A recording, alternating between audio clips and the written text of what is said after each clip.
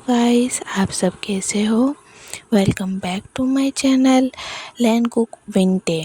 मैं आप सबकी स्टोरी टेलर जिया परवीन आप सबको स्टोरी विभूषण्स ओल्डर सिस्टर के नेक्स्ट पार्ट लेके आ चुकी हूँ।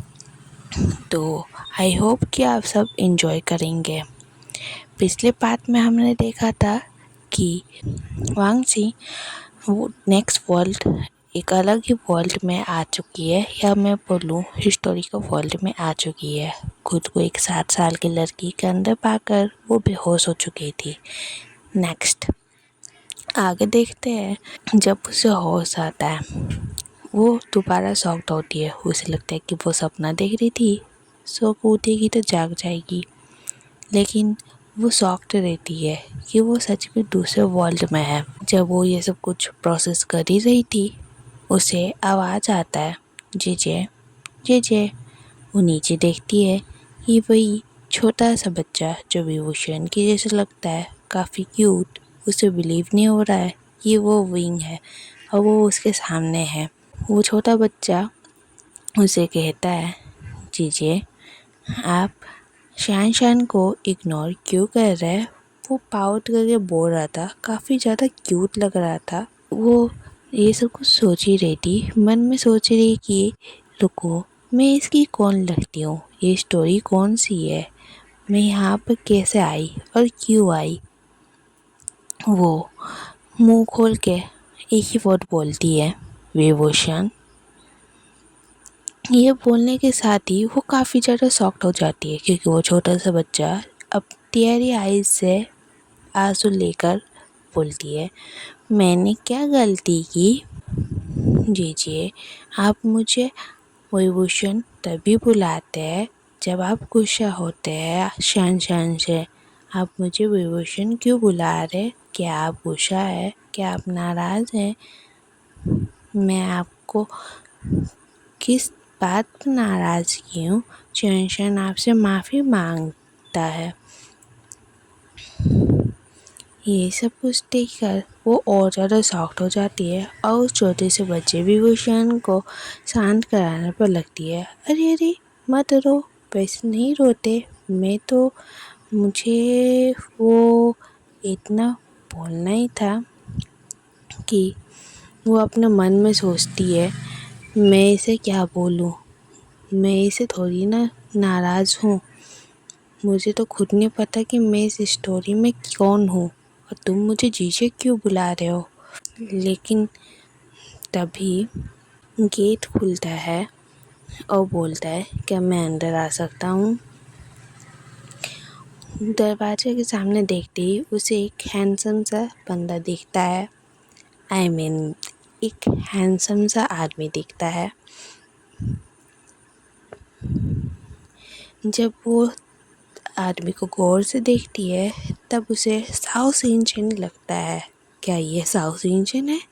अरे उसके बगल वाला तब सॉन्गलिंग होगा। क्या क्या मेरा नसीब इतना अच्छा है कि मेरे सामने 2 हैंडसम बंदा साउथ इंडियन और सॉन्गलिंग करा है। क्या मैं मुदा जोशी के अंदर हूँ, लेकिन मैं हूँ क्या इसके अंदर। इतना सोचने था कि उसे आवाज़ आती है, आयु मैं काफ़ी ज़्यादा ग्लाइंड हूँ कि तुम उठ गए हो। क्या तुम्हें अच्छा फील हो रहा है, क्या तुम्हें डिज़ी फील हो रहा है, या तुम्हारा चोट बहुत ज़्यादा दर्द कर रहा है। सेंचन ये सब पूछ के उसके साथ वर्डली देखने लगता है, लेकिन उसे कुछ भी ना बोलने पर पाते ही सॉन्गलिन बोलता है, क्या तुम्हें कुछ याद नहीं है।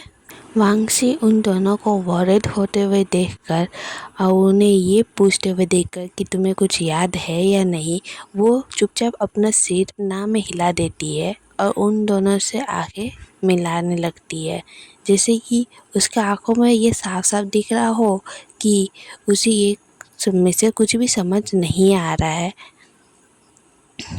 तभी साउथ इंडियन बोलता है, आयु तुम्हें तुम्हारा फायर क्रॉप्स के साथ अटैक हुआ था, जिस वजह से तुम्हारे सिर में बड़े से पत्थर के वजह से चोट लगा है और तुम हमें टेम्पल के बाहर बेहोश मिली थी। शिनचैन ये सब एक्सप्लेन करने के बाद वो उसे देखने लगता है, क्योंकि आयु चुपचाप हो चुकी थी। वांगसी का नाम यहाँ पर आयु होगा आगे जाके, तो गड़बड़ मतलब कुछ भी हो थोड़ा सा एग्जिट कर लीजिएगा, ये मेरा फर्स्ट टाइम है। ये सब कुछ साओ शिनचैन के सब कुछ समझाने के बाद वो सोचने लगती है ये सब क्या हो रहा है, ये सब तो स्टोरी में नहीं था। विभूषण को तो जान फेमिया ने रास्ते में उठाया था और उसे अपने साथ लेके गया था। उसके बाद सॉन्गलेन का आवाज़ आता है, क्या तुम्हें कुछ याद है, तुम्हारा नाम, तुम्हारा परिवार, कुछ भी? तो वो अपना सिर हिला के ना कर देती है। वैसे तो वो झूठ बोल ही नहीं रही है, बिकॉज उसे कुछ भी याद नहीं है कि वो इस वर्ल्ड में क्या है। तो सॉन्गलेन और साओ शिनचैन एक दूसरे को देखते हैं। सॉन्गलेन कहता है, आयु मैं तुम्हें सब कुछ बताता हूँ, मैं तुम्हारा अंकल साओ शिनचैन हूँ, और ये जो सामने खड़ा है ये मेरा दोस्त सॉन्गलेन है। मैं तुम्हारी मॉम के साथ मास्टर पाओसी सेरेन के साथ ट्रेनिंग पे था। इस नाते वो मेरी एक सिस्टर की तरह थी और वो मुझे अपना ब्रदर मानती थी। मैं तुम्हारे मॉम की तरफ से भाई हूँ, और ये छोटा सा बच्चा विभूषण तुम्हारा भाई है, छोटा भाई। तुम इसके बायोलॉजिकल सिस्टर हो। ये सब कुछ सोच के उसे अब थोड़ा सा एहसास हो रहा है कि विंग उससे जीजे क्यों बुला रहा था। तब वो पूछती है कि मेरा परिवार कहाँ है, मेरे पेरेंट्स कहाँ हैं और मेरा नाम क्या है। तब सॉन्गलिन बोलता है कि तुम्हारा नाम वी दे यू है और तुम्हारी पेरेंट्स की डेथ उसी फायर क्रॉप्स में हो गई थी। तुम अपने भाई को बचाते हुए यहाँ पर पहुँचे थे, लेकिन यहाँ पर पहुँचते पहुँचते तुम्हारा सिर पत्थर में लगता और तुम बेहोश हो जाती हो। हम बेहोशी का हालत में मिले थे, सॉरी गाइस। विंगसी जिसका नाम इस वर्ल्ड में वी दे ऊ होने वाला है और हम उन्हें आयु के बुलाने वाले हैं।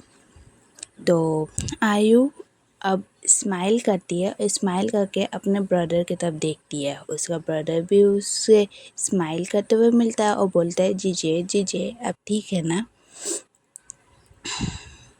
वो अपने ब्रदर के गाल को पिंच करती है और सिर को पैट पैट करके उससे अपने मन में बोलती है कि अगर मैं विभूषण की बड़ी बहन हूँ तो मैं अपने छोटे भाई को द अंतिम की तरह और बाकी सारी स्टोरीज़ की तरह सेक्रीफाइस करने नहीं दूंगी। मैं उसका अब हरदम साथ कर दूंगी एंड उससे सारी खुशियाँ दूंगी जो वो डिज़र्व करता है। मैं उसे हरदम प्रोटेक्ट करूंगी। Okay bye. स्टोरी इतना दूर तक ही था। स्टोरी का फर्स्ट पार्ट इतना दूर तक ही है। मैं कल दोबारा कोशिश करूँगी सेकेंड पार्ट लेके आने की। अगर स्टोरी अच्छी लगे तो लाइक कीजिएगा। स्टोरी कैसा भी लगे मुझे कमेंट करके बताइएगा। मेरे चैनल को सब्सक्राइब कर लीजिएगा एंड इस स्टोरी को अपने फ्रेंड्स के साथ भी शेयर कीजिएगा। Okay bye bye.